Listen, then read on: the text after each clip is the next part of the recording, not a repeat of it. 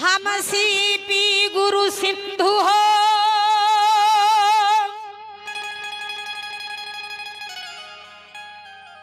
हम सीपी गुरु सिंधु हो,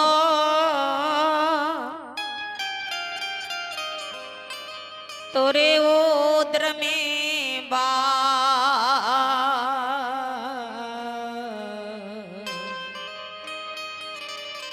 जाओ हम में मोती भयो, फिर तुहरे चरण में आके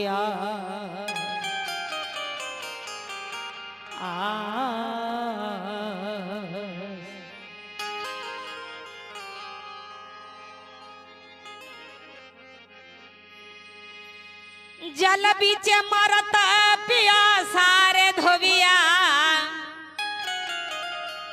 ये साहब इशारा के हैं धोबी, ये शरीर रूपी जल में यह जीव बिना गुरु को प्यासे मर रहे हैं।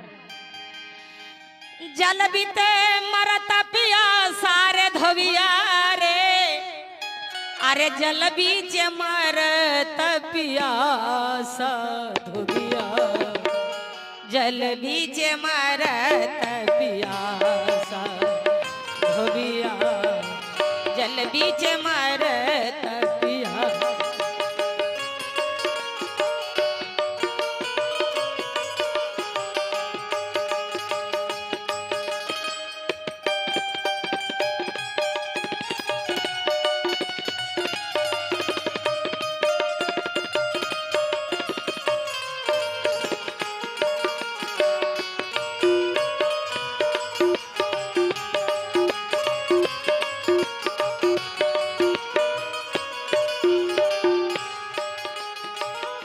इशारा है जल बीच मरत पियासा धोबिया, जल बीच मरत पियासा रे धोबिया, जल बीच मरत पियासा।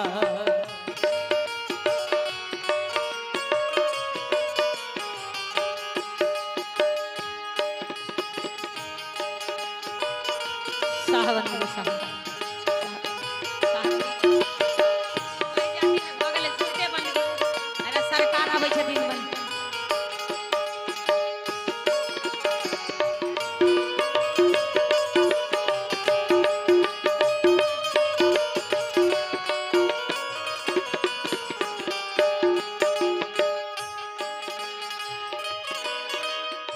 इशारा जल में ठारे पिए नहीं मूर्ख, साचा जल है खासा खासा, साचा जल है खासा।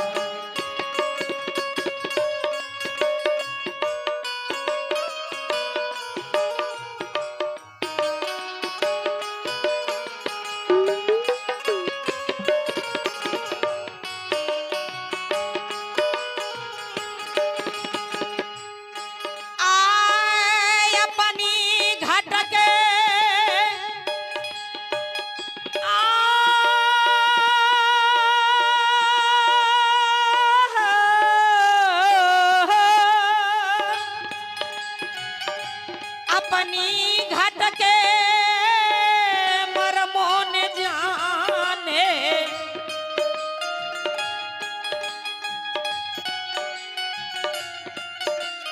आ करता धोबिनिया के आसार धोबिया, जल बीच मरत पियासा धोबिया।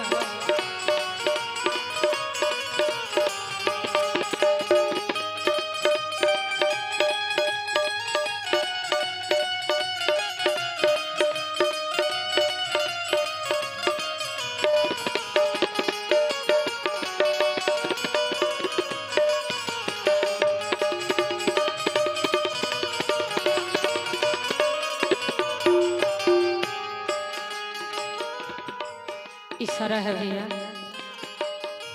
सच्चा साबुन ले नहीं मूर्ख है संतों के पासा पासा है संतों के पास।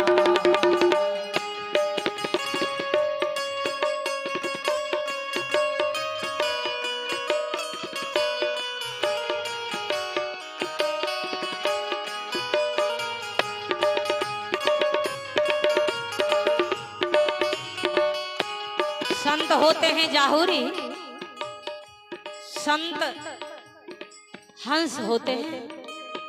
संत के पास वह वस्तु है, वह वस्तु संत के पास है। वस्तु कहाँ और है, ढूंढते हैं कहाँ और, तो कहाँ से मिलेगा। इशारा है सतगुरु कबीर साहब को,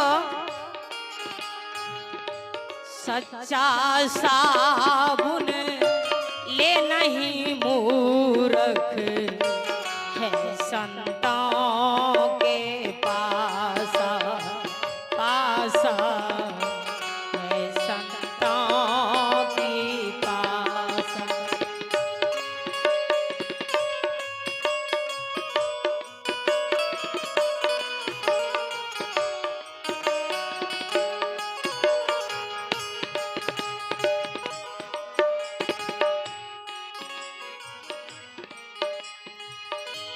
दाग पुरानी छूटत नाही,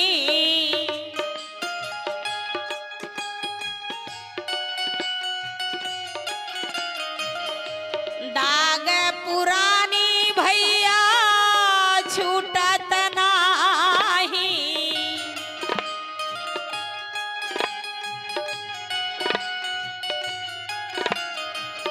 धोबत बारा मासार धोबिया जल बीच मरत पियासा धोबिया।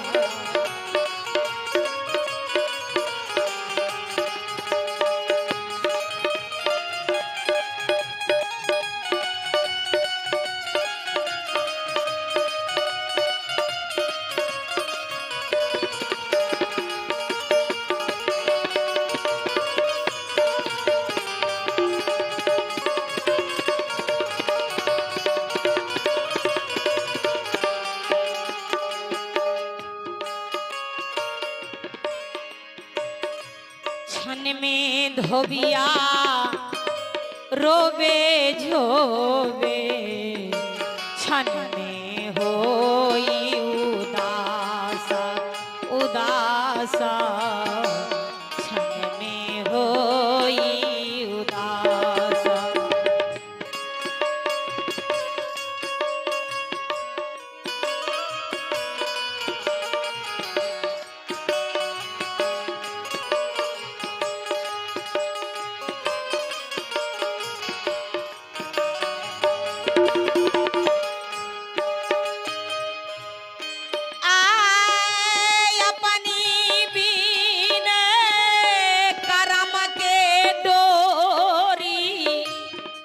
गोस्वामी तुलसी बाबा ने इशारा किए हैं, कर्म के ऊपर इशारा किए हैं, जो कर्म प्रधान विष करु राखा, जो जस कर ही तस फल चाखा। सतगुरु कबीर साहब की कहना है, अपनी बिने कर्म के डोरी, अपने गले के फासार धोबिया जल बीच मरत पियासा धोबिया।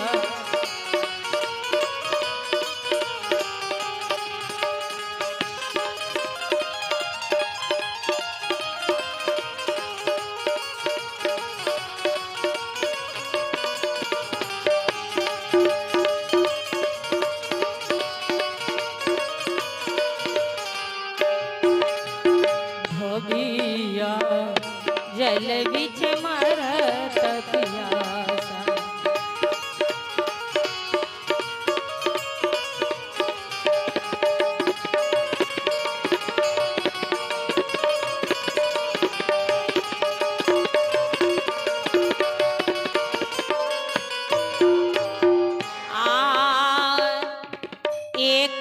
रती जोर लगायो छार दियो घर मासा। जरा सा भक्ति भजन में जोर लगाइए। किए हुए पाप यदि भक्ति भजन में लग गए हैं वो अच्छा हो जाएगा। इशारा है संताओं को, एक घड़ी आधो घड़ी आधो में पुनियाद तुलसी संगति साध की हरहु करोटी अपराध। सजनाओ एक रति के जोर लगायो छार दियो घर मासा मासा छार दियो घर। कहीं कबीर सुनो भाई साधो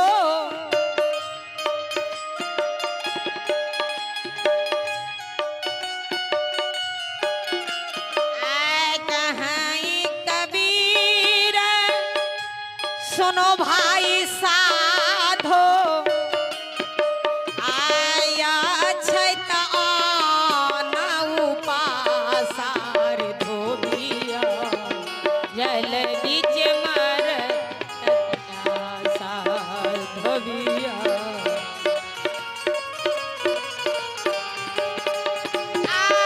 जल बीच मर तपिया सार धोबिया बीच मारत पियासा धोबिया जल बीच मारत पियासा धोबिया मारत पियासा धोबिया।